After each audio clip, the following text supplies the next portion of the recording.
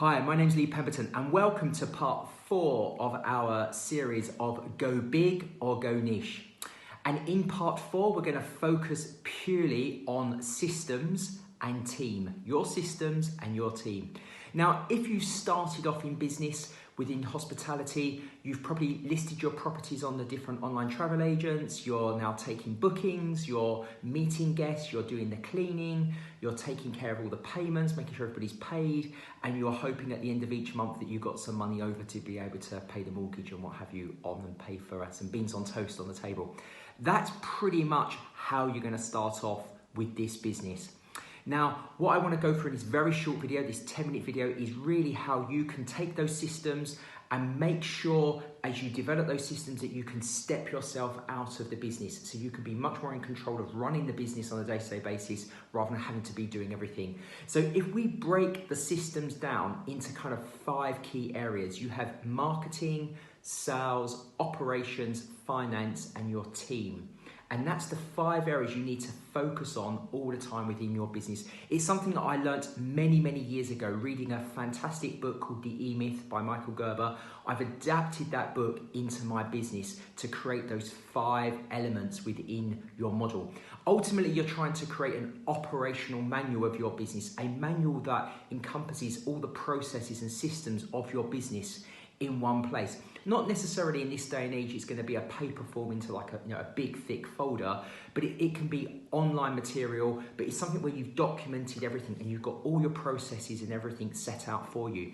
So if we just break down each one of those departments and focus on that slightly now for you, and hopefully this will inspire you to put this into practice into your business for whatever, whether you're looking at going big or whether you're looking at focusing and going niche on your strategy of your hospitality business.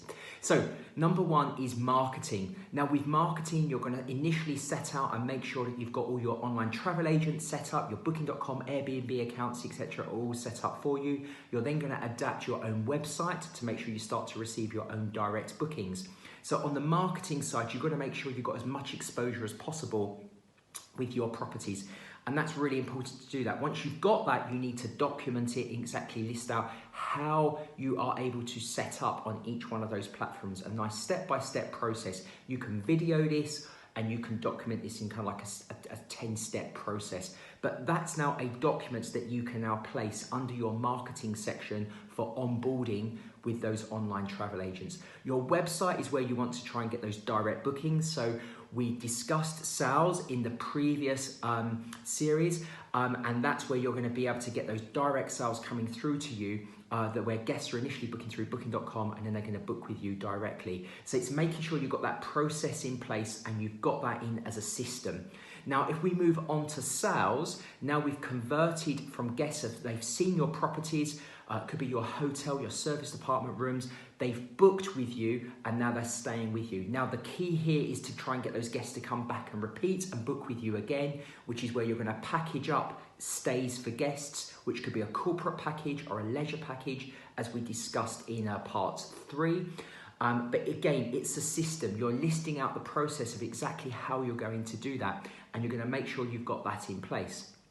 Then from there, we move on to operations. Now, operations, if we focus in, housekeeping is your most important operation, in my opinion, within hospitality. If you get the housekeeping part right, it will really make your life a lot easier. So I really do encourage you to make sure you've got a nice, simple system in place that lists out exactly what the housekeeper has to do, whether it's a weekly refresh clean or a full clean after each guest stay or a deep clean on a monthly basis, where they're really getting in and cleaning the ovens and things like that. Everything is systemized, it's all a process, it's listed out, it could be a video, and that's part of your training process that you focus on when you bring on board your new housekeeping teams.